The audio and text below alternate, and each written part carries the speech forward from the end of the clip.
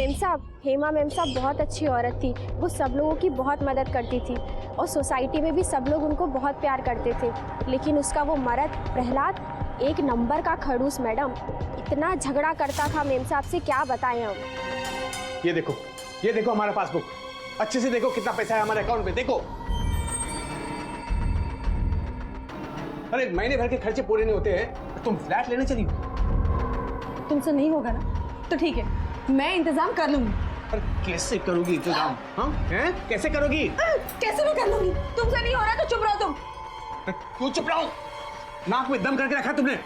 अच्छा, नाक में तो तुमने दम करके रखा है ना, खुद कुछ करते हो ना मुझे कुछ करने देते हो। अरे नहीं होते ना तुम जा करो तो राहुल मैं करती है ना, मैं कर लूंगी। मैं तू कुछ नहीं करेगी, समझी? कुछ नहीं करोगी। अरे मैडम ये तो रोज की बात है। आवाज 2 लीटर दे। किस खुशी में? बहुत पैसे आ गए हैं क्या? घर में छोटा बच्चा है तो दूध तो लगेगा ही ना। हाँ तो रोहन 2 लीटर दूध पीता है क्या? तुम शांत हो ना, 2 मिनिट थांबा। दूध कुछ नहीं, दूध चलो निकलो। अरे दूध तर घेऊ द्या। आओ आपले बाळ दूध लागेल। बस चलो अंदर जा। हो पण बाळाला दूध लाग। किस मियाँ बीबी के बीच में झगड़े नहीं होते। हाँ, लेकिन हर मियाँ बीवी के बीच में हाथापाई भी तो नहीं हुआ करती ना। आपने तो उसे कई दफा मारा भी है।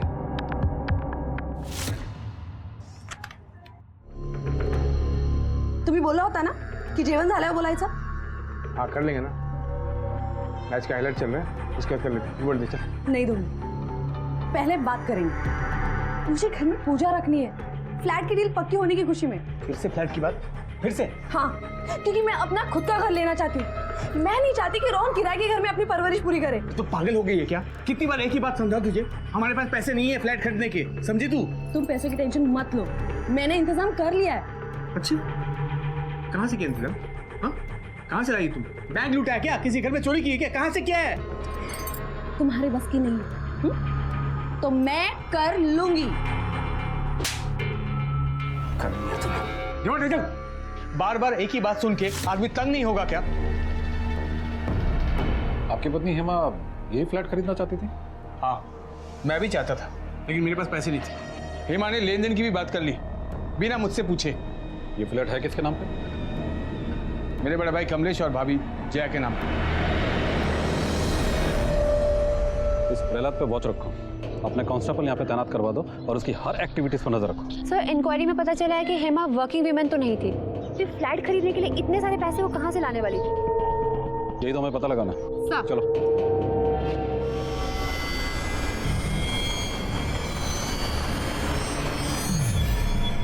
मम्मा, मैं नीचे खेलने के लिए जा रहा हूँ। नहीं नहीं बिल्कुल नहीं, मैंने मना किया ना, अभी नीचे जाना सेफ नहीं है। मम्मा, तो मैं हेमांटी के आ जाऊँ? नहीं नहीं, वहाँ तो बिल्कुल भी नहीं। पहले आप भी तो कहती थी कि जाओ रोहन के साथ खेलो। बेटा वो तब की बात अलग थी, अभी मैं तुमसे मना कर रही हूँ ना, वहाँ बिल्कुल नहीं जाना है तुम्हें, समझे ना?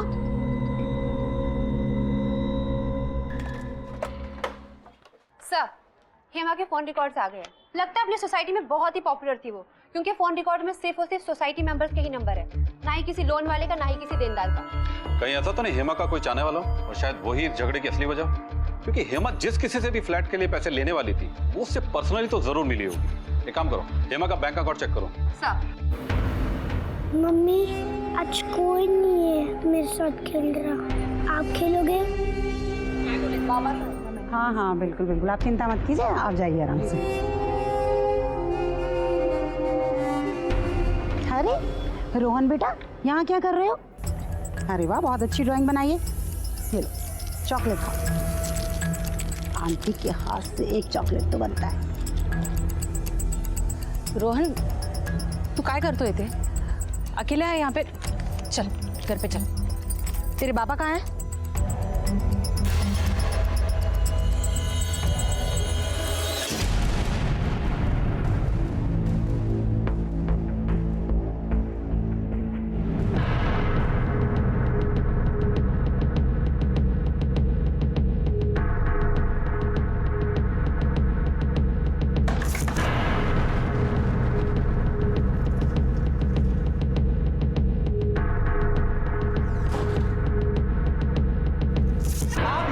से 5 पुलिस मेरे पीछे पड़ी है, पर मुझे तो कुछ मिला नहीं, ऊपर से लफड़ा हो गया। अरे मैं तो बर्बाद हो गया, फंसा दिया आप लोगों ने हमें।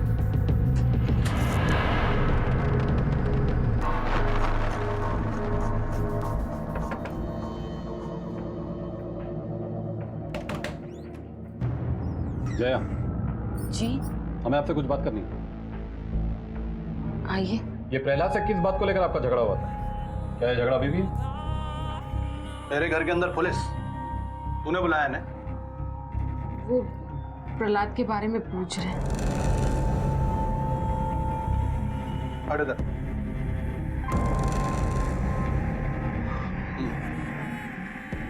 आपने बताया नहीं प्रहलाद से किस बात को लेकर आपका झगड़ा हुआ था? वो एक मिनट,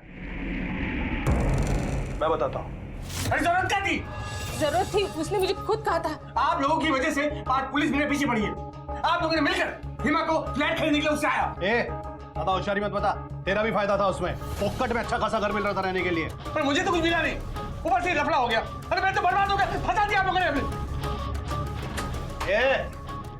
तो आपने अपने भाई प्रहलाद को अपना फ्लैट किराए पर दिया था? हाँ, क्यों? भाई को भाड़े पे फ्लैट देना जुर्म है क्या? प्रहलाद आपसे नाराज क्यों था? उसका नाराज होना बनता ही नहीं है साहब, स्वभाव देखा है उसका। वो तो उपकार किया मैंने उसे भाड़े पर फ्लैट देकर। मैं चाहता था उसे घर से नहीं, इलाके से बाहर निकाल देता। कोई ढंग का काम धंधा नहीं करता वो। तो आप अपना फ्लैट प्रहलाद को बेचना चाहते थे? हाँ, वो क्या, उसकी बीवी हेमा वो जया के पीछे पड़ी थी कि वो घर हमको बेच दो, हमको बेच दो। मैं बोला ठीक है, भाई है, दे देते हैं। क्या आपको पता है कि हेमा फ्लैट कैसे खरीदने वाली थी? मेरा मतलब कहाँ से और कैसे पैसों का इंतजाम करने वाली थी? नहीं, वो मियाँ बीवी का आपसी मामला था, हमने पूछा नहीं। ठीक है, चलो। दरवाजा बंद कर। हेमा के मर्डर का सबसे बड़ा मोटिव प्रहलाद के पास है। प्रहलाद की अपने बड़े भाई कमलेश के साथ बिल्कुल भी जमती नहीं, फिर भी वो उसके दिए गए किराए के फ्लैट में रहता था। और हेमा की जिद थी कि प्रहलाद उसी फ्लैट को खरीदे, जिसके लिए उसके पास पैसे नहीं थे। हो सकता है शायद इसी वजह से प्रहलाद ने अपनी बीवी हेमा का कत्ल कर दिया। सर मुझे तो ये केस क्लोज लगता है। प्रहलाद ने ही अपनी बीवी का खून करवाया होगा, इसीलिए तो कल सुबह वो मॉर्निंग वॉक पर भी नहीं गया था। प्रहलाद के खिलाफ केस तो बहुत स्ट्रांग है, फिर भी हमें और सबूत चाहिए।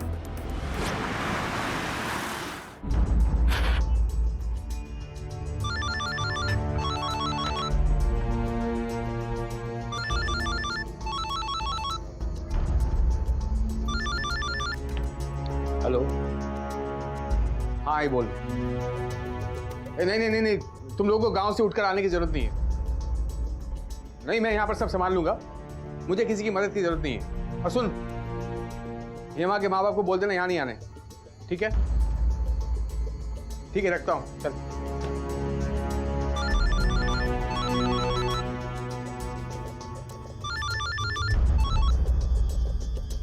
मैं आने बोलता हूँ सर। नहीं, पुलिस इन्वेस्टिगेशन चल रही है। हाँ, अगर जरूरत पड़ी तो बुलाऊंगा। नहीं, अभी मत आओ। Thanks for calling.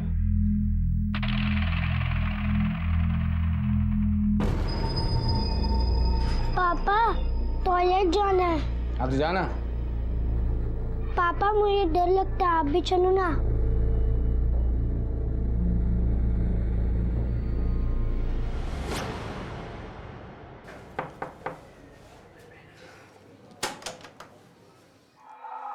ये रोहन और आपके लिए कुछ खाना लाई हूँ मैं। कहाँ है रोहन? नजर नहीं आ रहा है। बहुत मिस कर रहा होगा ना अपनी मम्मा को वो। मैं थोड़ी देर उसके साथ बैठूं, शायद उसको अच्छा लगे।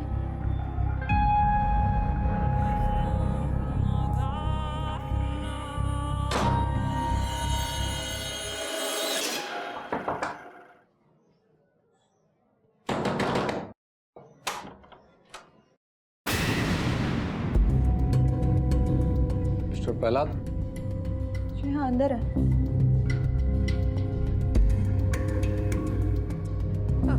मैं बाद में आती हूँ। वो मेरी बीवी की जानने वाली थी वो। आई, बैठी। कहीं ऐसा तो नहीं आपने किसी और के चक्कर में आकर अपनी पत्नी हेमा को मरवा डाला? ये कैसी बात कर रहे हैं सर आप? चलिए कुछ और बात करते हैं। हेमा ने आपको बताया था कि उसने घर खरीदने के लिए पैसों का इंतजाम करने जा रही है, लेकिन ये बात वाकई आपको पता नहीं थी कि वो कहाँ से पैसों का इंतजाम करने जा रही है? हाँ, मैं नहीं जानता था कि वो कहाँ से लाने वाली थी। उसकी डील थी, उसकी प्रॉब्लम थी। आपकी पत्नी को बड़ी बेरहमी से मार डाला गया, गहने चुरा लिए गए। आपकी पत्नी कहीं नौकरी नहीं करती, लेकिन फ्लैट खरीदने के लिए 40 लाख रुपए का इंतजाम करने जा रही है और आपको कुछ नहीं पता। मिस्टर प्रहलाद, आपके बच्चे ने शायद आपकी बीवी को मरते हुए देखा है। हम उससे पूछताछ करना चाहते हैं, लेकिन आप हमें पूछताछ करने नहीं दे रहे। मुझे तो शक है कि आप जानबूझकर हमें कोऑपरेट नहीं कर रहे। मुझे तो लगता है आप खुद उसकी हत्या में शामिल हैं। रोहन बेटा, आप बताओगे आपकी मम्मी को किसने मारा, वो कैसे गिरी? देखो बेटा, अगर आप हमें बताओगे ना वो कैसे दिखता था, तो हम ना उसकी एक बहुत अच्छी सी पेंटिंग बनाएंगे, एक ड्राइंग बनाएंगे, जैसे आप बनाते हो ना इतनी अच्छी ड्राइंग।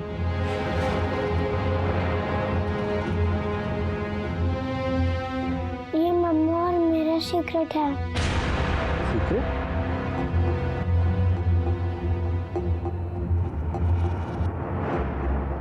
बेटा, आप जानते हैं हमारा एक दोस्त है, वो बहुत ही अच्छी ड्राइंग बनाता है। आपकी मम्मा को जिसने मारा ना, वो उसकी भी ड्राइंग बना सकता है। आप बताइए वो कैसा दिखता है?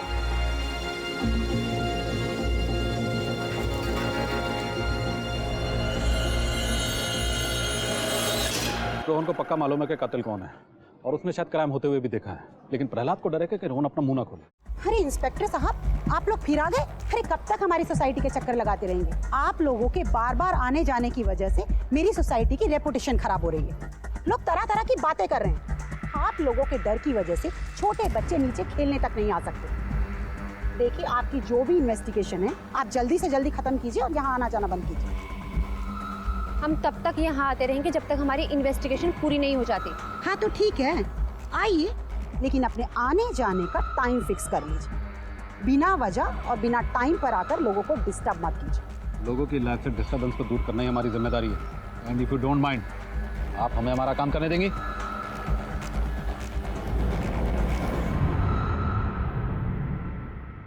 सर, रिसेंटली हेमा के अकाउंट में किसी दिनेश मल्होत्रा ने 2 लाख रुपए ट्रांसफर किए। 2 लाख रुपए? चलो दिनेश मल्होत्रा से पूछताछ करते हैं, मेहरबानी की बचत। हेमा आपके बहुत ही करीबी दोस्त थी? जी नहीं सर, मैं तो बस उसे जानता था, अच्छी औरत थी। लेकिन हमें तो पता चला कि आप और हेमा अक्सर मिला करते थे। नहीं सर, हम कभी कभी मिलते थे। अगर तुम उससे कभी कभी मिलते थे और कोई खास जान पहचान नहीं थी, तो तुमने उसके अकाउंट में 2 लाख रुपए क्यों ट्रांसफर करवाए? असल में सर, सोसाइटी में इलेक्शन होने वाला है। हेमा जी सेक्रेटरी के लिए खड़ी थी। पिछले 4 साल से वो बददिमाग औरत अरुंधति सेक्रेटरी बनी बैठी है। मेरी सोसाइटी का नाम खराब हो रहा है। उसकी खुद की स्टेट एजेंसी है, इसलिए सोसाइटी में उसकी मोनोपोली है। लेकिन आपको इससे क्या फायदा नुकसान था? सर, मैं भी एक स्टेट एजेंसी के लिए काम करता हूँ। अगर वो इलेक्शन जीत जाती तो मेरा बिजनेस लॉस हो जाता, इसलिए मैं हेमा जी को टिप देता रहता था। टिप? जैसे वो 2 लाख रुपए? मैडम जी, अगर हेमा जी इलेक्शन जीत जाती हैं तो 2-3 प्रॉपर्टी डील्स में मेरे 2 लाख कवर हो जाते हैं। ये तो सिर्फ इन्वेस्टमेंट था इलेक्शन के खर्चे के लिए। लेकिन एक बात समझ में नहीं आई, अगर ये रिलेशनशिप सिर्फ प्रोफेशनल थी तो फिर इतना सीक्रेट क्यों? आप दोनों ने कभी कॉल तक नहीं किया एक दूसरे को? एक्चुअली सर, मेरी बीबी मुझ पर बहुत शक करती है, इसलिए मैं कभी हेमा जी को फ़ोन नहीं करता था। सेक्रेटरी बनने के लिए फ्लैट की ओनरशिप जरूरी होती, इसलिए दिनेश मल्होत्रा से पैसे लेकर हेमा फ्लैट खरीदने वाली थी और दिनेश मल्होत्रा की वाइफ को बताने के डर से वो उसे ब्लैकमेल कर रही थी। हो सकता है शायद इसी वजह से तंग आकर दिनेश मल्होत्रा ने ही हेमा का कत्ल करवा दिया। अगर हेमा सोसाइटी इलेक्शन अरुंधति के खिलाफ लड़ने वाली थी तो ये अरुंधति भी शक के दायरे में आ जाए। इस अरुंधति और मल्होत्रा दोनों पर कड़ी नजर रखो। सर, हेलो, ठीक है सर।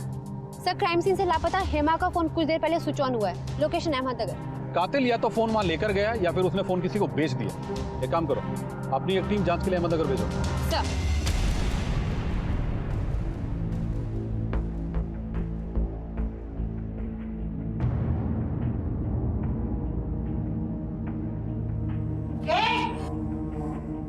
तू यहाँ क्या कर रही है? मैं काय नव्हती करत इथे, खरंच काय बी नव्हती करत। अच्छा, फाइल चुराने आई? हाँ? नाही मॅम साहब।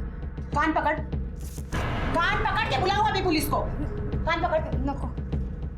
निकल अभी फटाफट यहाँ से। कौन? उन लोगों को कह देना कि ज्यादा ओवर स्मार्ट बनने की जरूरत नहीं है, समझी? चल भाग अभी इधर से, भाग अभी। होय मैम साहब।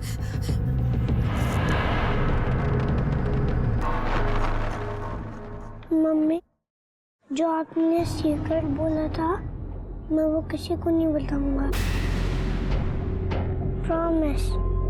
बस तुम जल्दी से आ जाओ प्लीज। रोहन बेटा चलो खाना खा लो। खाना खा लो। रोहन पापा अपने हाथ से खिला रहे हैं ना, खा लो बेटा। बेटा बेटा रोहन। हाँ मैम साहब, वो अरुंधति मैम साहब है ना, हमारी हेमा मैम के बारे में ना हमेशा ही उल्टा सीधा बोलती थी। उसे तो मैं ऐसे हराऊंगी कि किसी को मुंह दिखाने लायक नहीं रहेगी। उसे मजा मैं अच्छे से चखाऊंगी। अरे औकात है उसकी मेरे खिलाफ इलेक्शन में खड़े होने की। देखो जरा क्या करती हूँ मैं। अरुंधति जरा तीखा बोलती है, हुक्म चलाने की आदत है उसकी, लेकिन 4 साल से वही इलेक्शन जीतते आ रही है। मैडम, हेमा को सभी लोग पसंद करते थे। उसे सिर्फ पैसे या पोस्ट का कोई लालच नहीं था।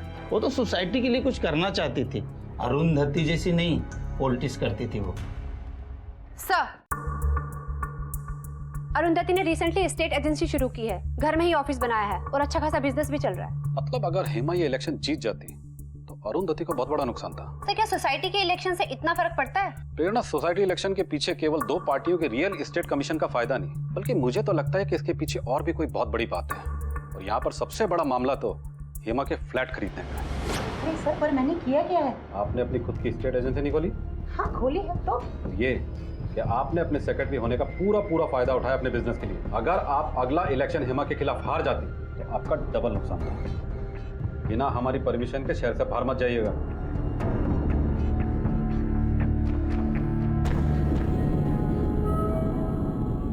सर, अरुंधति जैसे घमंडी और कुर्सी की भूखी जैसे इंसान के लिए क्या इस सोसाइटी का इलेक्शन जीतना उतना जरूरी था? हाँ, उसे हेमा से खतरा था, क्योंकि सोसाइटी के लोग हेमा को उससे ज्यादा पसंद करते थे। फिलहाल तो हमें इस बात का पता लगाना है कि अरुंधति को हेमा से ऐसा क्या खतरा था जो उसने हेमा का मर्डर करवा दी। हमें सोसाइटी इलेक्शन की तह तक जाना होगा। सर, क्या मिला तुझे ये सब करके? तेरी बेटी की उम्र की हूँ मैं, सब तेरी वजह से हो गया। कमीनी मैन है, कमीनी तू है। हेमा के पास काम करती थी। चुगली करते, पता पहले करो, खुद के कितना काम तुम्हारा- पे ध्यान दे। आई बड़ी मेरे को सिखाने को, दूसरे के घर में आग लगाती फिरती है। मैं आग लगाती है? हेलो, क्या मैडम देखो ना, इससे बात करती है। मैडम यही पहले शुरू की थी। चुप करो तुम लोग, पहले चुप करो। सर, वो दोनों काम वाली बाई इसलिए लड़ रही थी क्योंकि रिसेंटली प्रहलाद ने रानी को काम से निकाल दिया था, क्योंकि उसे पता चल गया था कि उसके घर की सारी खबरें पूरी सोसाइटी में दे रही है। इससे पहले शशि उनके घर पे काम कर रही थी और टाइमिंग की वजह से हेमा ने शशि को निकाल के रानी को रख दिया। इसका मतलब शशि सोसाइटी के सारे राज जानती होगी, और अगर ये हेमा और जय के घर काम करती थी तो दोनों घरों की बातें से पता होगी। चलो शशि का हाल पूछ के आते हैं।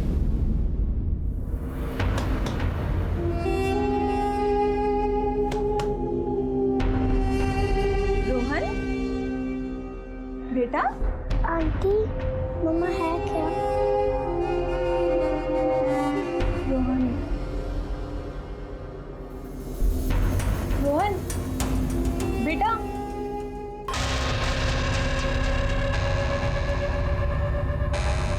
सर, ये फोन तुम्हारे यहाँ से एक्टिवेट हुआ था? जी सर। तुम्हारे पास कैसे आया? जी सर, एक आदमी बेच कर गया था हमारे पास। जानते हो उसे? नहीं सर, उसको जानता नहीं। उसकी शक्ल याद है तुम्हें? हाँ सर, कल याद है। उसका स्केच बनवा सकते हो? हाँ जी, बना सकता हूँ।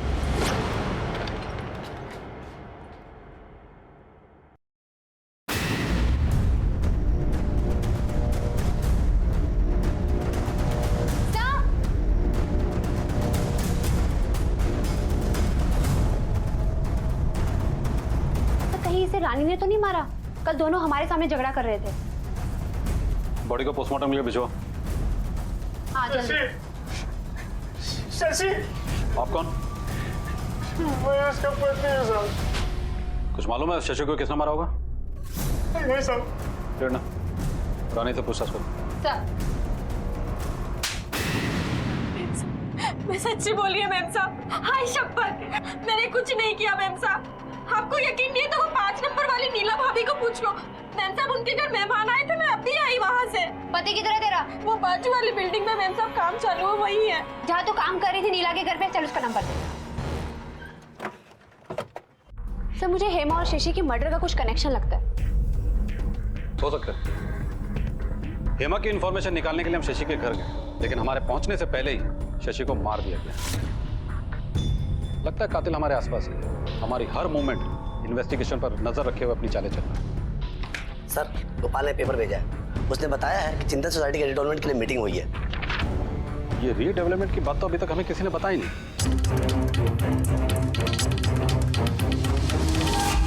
अगर चिंतन सोसाइटी की रीडेवलपमेंट डील फाइनल होती तो सोसाइटी के सेक्रेटरी को कितना कमीशन मिलता? कमीशन? कैसा कमीशन सर? इस कमीशन की बात। ज्यादा भोला बनने की जरूरत नहीं है। हमारी चिंतन सोसाइटी के सेक्रेटरी से बात हो चुकी है और मेंबर से भी। बेहतर होगा तुम्हारे लिए सच बताना, वरना तुम्हारी ये रिपोर्ट जाएगी सीधे कॉर्पोरेशन में।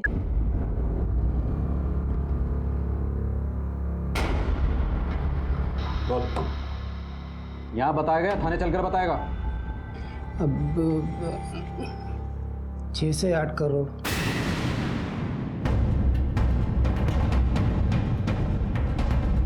प्रेरणा, इस बिल्डर के कॉल डिटेल निकालो, ऑफिस और घर दोनों के। सर यकीन नहीं होता कि मामूली सी सोसाइटी में रीडेवलपमेंट का 6 से 8 करोड़ का कमीशन। इसका मतलब ये कमीशन ही हेमा के सेक्रेटरी बनने की एक वजह थी। इन पैसों से उसे जया को फ्लैट के पैसे चुकाने थे, लेकिन अरुंधति को अपनी कुर्सी खोने का डर और लालच इतना बढ़ गया कि उसने हेमा को रास्ते से हटा दिया। लगता है प्रेरणा, मुजरिम को हथकड़ी पहनाने का वक्त आ गया। ये बात सही है सर कि मैं सेक्रेटरी की पोस्ट नहीं खोना चाहती थी, क्योंकि रीडेवलपमेंट के टाइम पर सेक्रेटरी का बहुत बड़ा रोल होता है। और हेमा अभी 4 दिन हुए थे उसे आए हुए, और वो मेरे खिलाफ इलेक्शन लड़ने के लिए खड़ी हो रही थी। सोसाइटी वालों ने उसे बहुत सर पे चढ़ा के रखा था, लेकिन मैं जानती थी कि वो फ्लैट लेना अफोर्ड नहीं कर पाएगी और डिस्क्वालीफाइड हो जाएगी। पता नहीं कहां से उसने अचानक एकदम से फ्लैट ही खरीद लिया।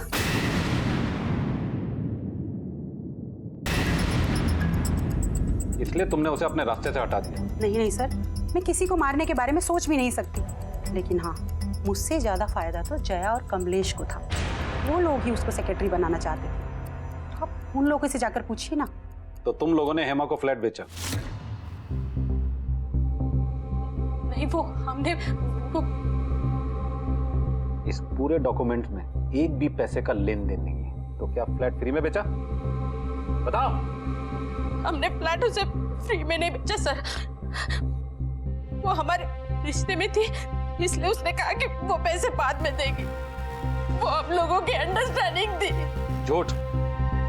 हेमा कहां से पैसे लाकर देने वाली थी और तुम लोगों की क्या अंडरस्टैंडिंग थी, ये बताओ। देखो जय, हमारे पास पूछने के और भी बहुत से तरीके हैं जो शायद तुम्हें पसंद नहीं आएंगे। वैसे पुलिस वालों की मार हर कोई बर्दाश्त नहीं कर सकता है।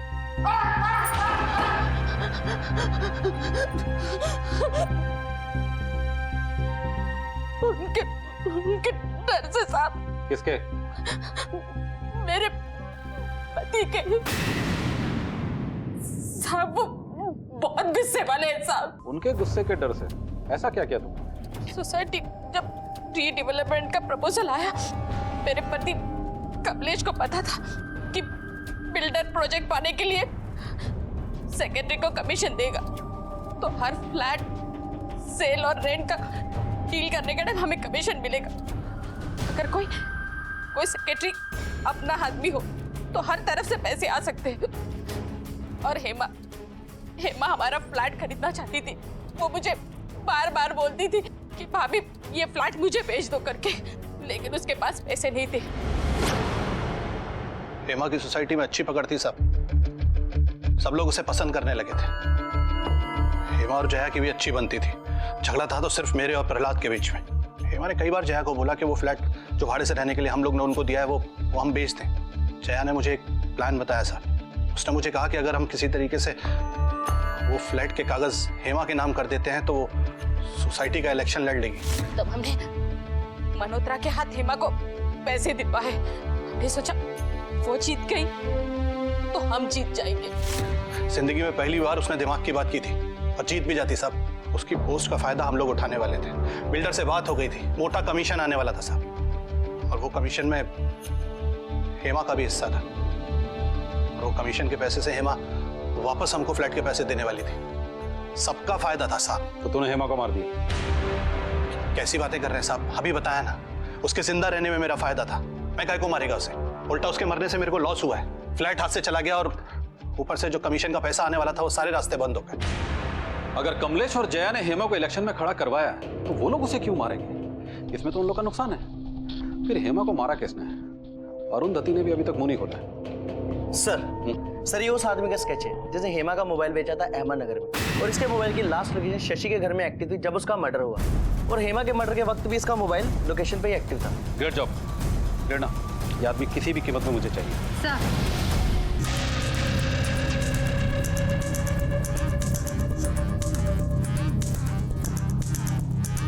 साहेब भेटला तुमचा शिकार, इथेच आहे, मैं नजर रखा हूं, आप जल्दी आ जाइए।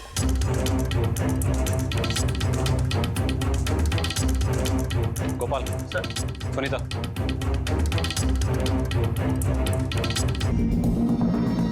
ये चलो, ये अरे पुलिस चल। सब क्या हुआ सर? अरे चल बता।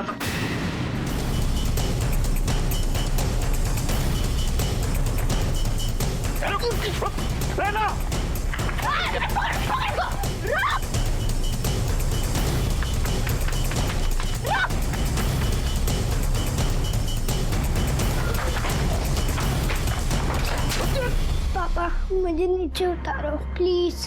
पापा प्लीज नीचे उतारो, प्लीज पापा नीचे उतारो ना। बेटा मुझे बताओ, तुम्हारा और मम्मी का क्या सीक्रेट है? पापा नीचे उतारो ना। पहले बता, क्या देखा तुमने? पापा नीचे उतारो ना। हमने तुझे किसी शॉप में नहीं पकड़ा है। तेरे खिलाफ सबूत है, फोन लोकेशन, कॉल रिकॉर्ड्स, गवाह, सारे सबूत। तो बता, तूने अपनी माँ को क्यों मारा? सब बता दो सब। ये जा मस्त पे की चिकन लेके आ। अरे पैसे किधर है? अरे जब देखो पैसा पैसा।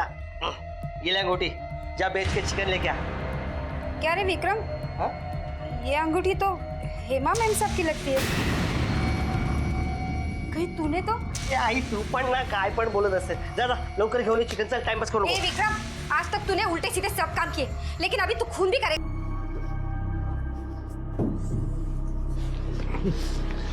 चुप हो जा, चुप हो जा, चुप हो जा।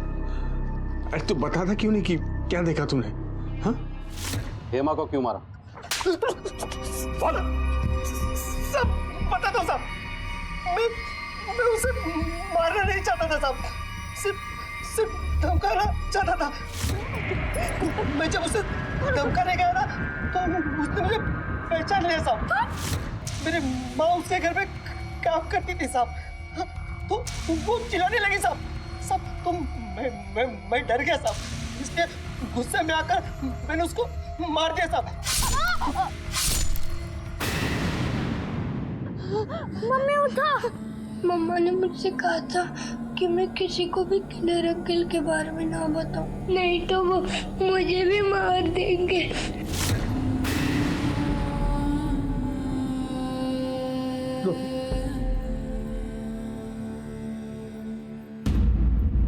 गलती से हो गया साहब। किसके इशारे पे तूने हेमा को धमकाया?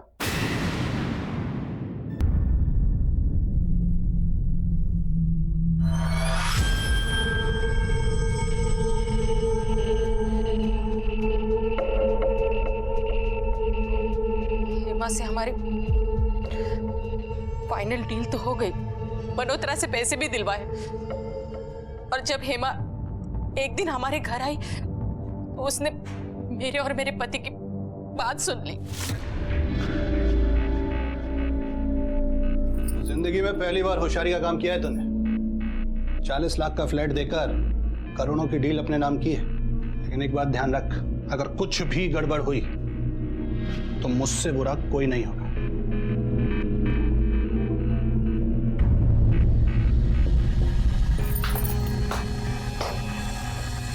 वाह भाभी वाह, मुझे महारा बनाकर बाजी जीतना चाहती हो आप?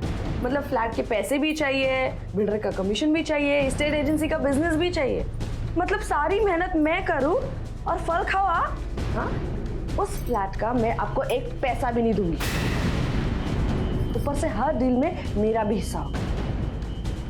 लालच के दलदल में खुद ही गिर चुके हो, इसलिए अब से सब कुछ 50-50 होगा, वरना फ्लैट के पैसे तो आपको मिलेंगे ही नहीं। ऊपर से पूरी सोसाइटी के सामने आपकी पोल खोल के रख दूंगी मैं, समझी? हेमा के बदलते रवैये से मैं बहुत घबरा गई। वो लगभग मुझे ब्लैकमेल कर रही थी। मुझे लगा अगर ये बात मेरे पति को पता चल जाती तो वो मुझे जान से मार डालते।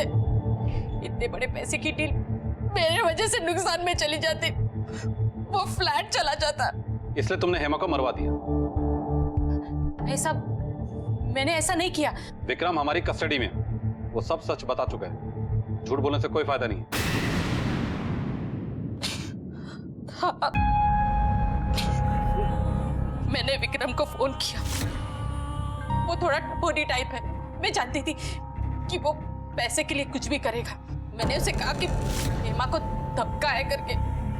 मुझे नहीं पता उसने हेमा को क्यों मारा साहब, मुझे नहीं पता साहब।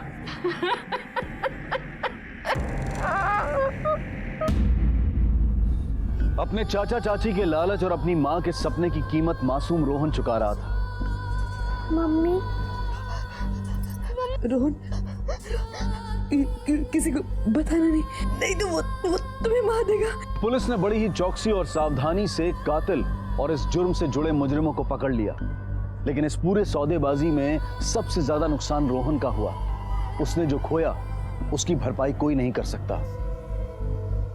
याद रखें, हमारे बुरे कर्म कभी भी हमारे सामने आकर खड़े हो सकते हैं और उसकी कीमत न जाने वो क्या वसूल करें। इसी विचार के साथ अब मैं अनूप सोनी आपसे विदा लेता हूं। फिर मुलाकात होगी अगले एपिसोड में एक और चौंका देने वाले केस के साथ। तब तक अपना और अपने परिवार का ख्याल रखें और देखते रहें क्राइम पेट्रोल डायल 100। सबक एक को, सीख हम सबको। जय हिंद।